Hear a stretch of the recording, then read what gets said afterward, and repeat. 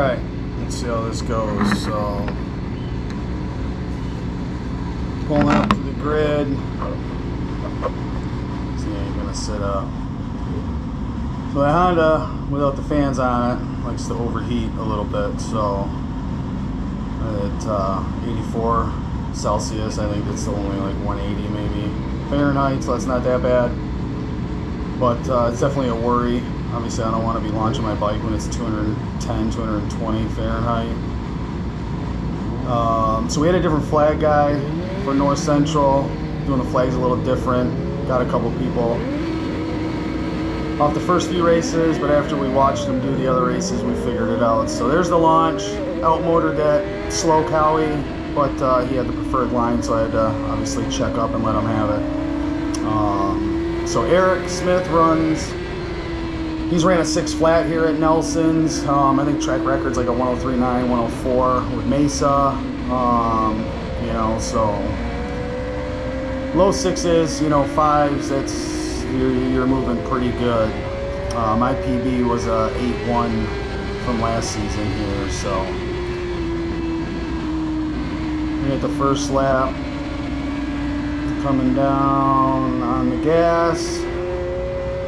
This first kink isn't bad. It's this second kink with this bump coming up. I was terrible right here. I would give up so much time right there, and then I'd have to spend the rest of the track to get it all back just to lose it again when we got back to that kink. So, and then we got Aaron Reisinger's right behind us. I know he can run 5s, you know, 6s pretty easily. I don't know what we're running. I'm just trying to stay with Eric. So first flying lap, let's see how we do.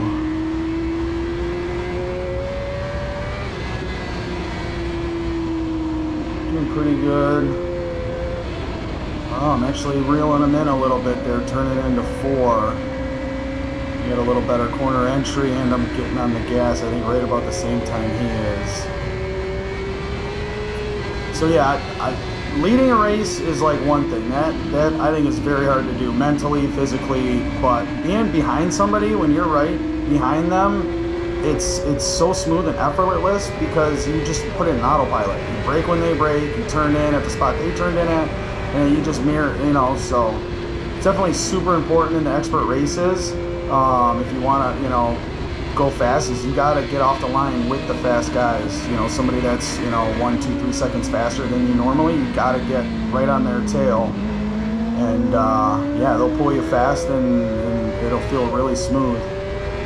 So yeah, we just ran a 6.9 on the first lap. I know Eric wasn't feeling 100%. He crashed at Road Atlanta, so he just came out and did one day at Nelson Saturday. He didn't do a Friday practice. He was still a little sore from the crash a few weeks ago. But, I mean, we're in the 6s, so that's what I was hoping for. Yeah, again, I reeled him right back in right there, and then I'm just going to give it all back up when we get to that kink. But, yeah, so I switched over with Paul Kingsburg to the HRC,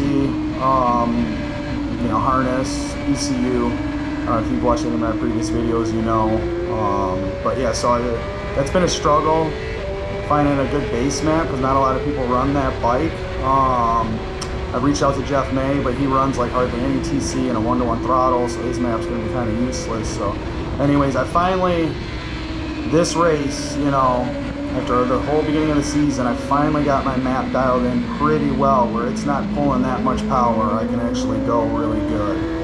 It's cutting in just enough, I think, where I need it, and it's not cutting in where I don't want it to cut in, so. Alright, so 7.5 that last lap. Nothing too crazy. You know, Eric's getting a little further away.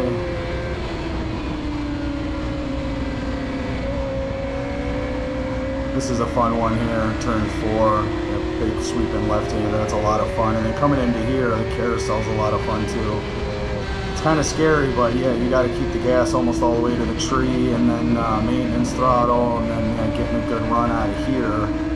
Very important, which I was good at. And even Aaron Reisinger, after the race, I talked to him, he said I was getting really good drive out of there. But yeah, again, right here, I give it all up. Right at that second kink, man.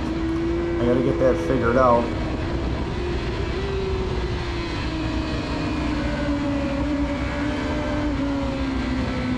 So, I mean, Eric's still right there. And he said, I knew Reisinger was going to be behind me. I was the whole race, every turn, I was waiting for him just to be right on the inside and surprise me. But, I mean, one thing I can say from racing with him and watching him race is he's super, super nice when he passes. I've never seen him make a dirty pass. It's always super clean. So I guess I'm closing the door just enough where he's not comfortable making a clean pass. Maybe he'd have to make a little bit of an aggressive one, and he doesn't want to do that, which I appreciate. You know, some of these club racer guys definitely don't care if they stuff you, and you know, I mean, we all got jobs on Monday.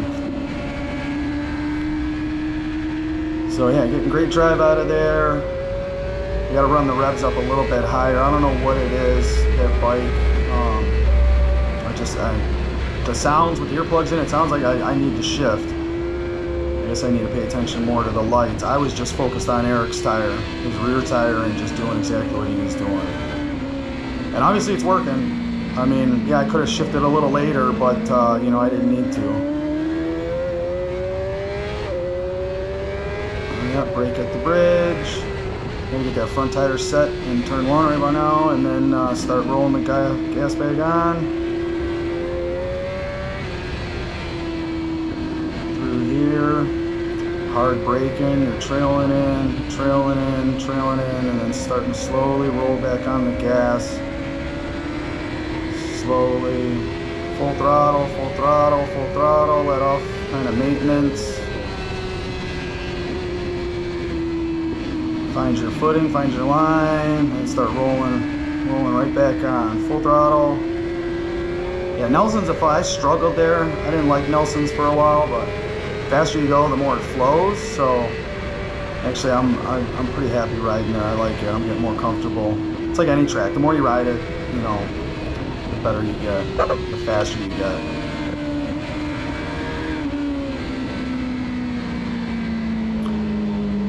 Yeah, we ran a 7 flat. So we did click a 6.5. I think this might be the lap, and then I think it's the next lap after this. So yeah, Eric's pulling a gap again. I don't think I reel him back in too much these last couple laps.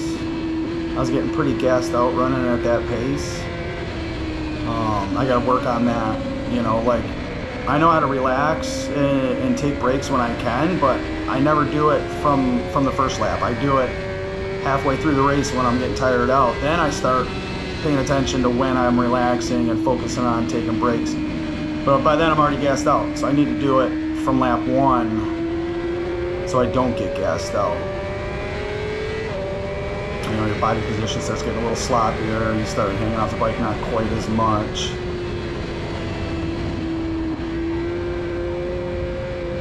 So yeah, like I said, he's still pretty far away, but I know I've been reeling him in turn 3, 4 in the back carousel a little bit, so he's right there, man. I'm so stoked on my helmet.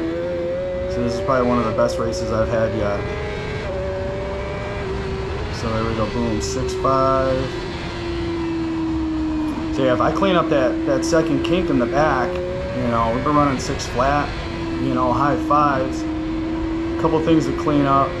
Super excited for the next round down at Nelson's, and then I got basically 1 or 2 things that I got to really focus on and clean those up. Everywhere else, I think I'm really good. I mean, obviously, I could, you know, we're always learning. No matter how fast you are, you're still learning shit. But yeah, those couple corners, I clean up that kink and somewhere else. I think I'll be solid.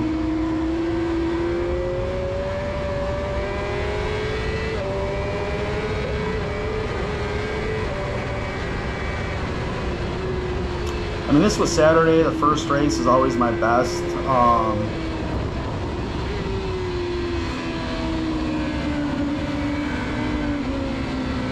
You know, I definitely got that kink figured out a little bit better, but by the, you know, Sunday and the last few races, the last couple races, I was already pretty gassed out. So even though I figured the kink out, I was still just, you know, a couple mile an hour slower everywhere else anyways. So I think the next race we were running consistent 7s. So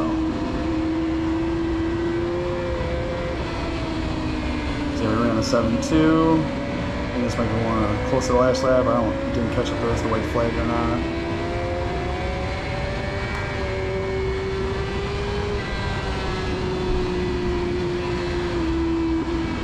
yeah, after CCS Pittsburgh, the beginning of this year, that was a letdown. Like I said, I thought I had a good electronics base setting, but I guess it was way off. It was terrible. It was really restricting me. I was a second slower than my PB there, showing up thinking I was going to be 2-3 seconds faster than my PB, which Eric ended up being.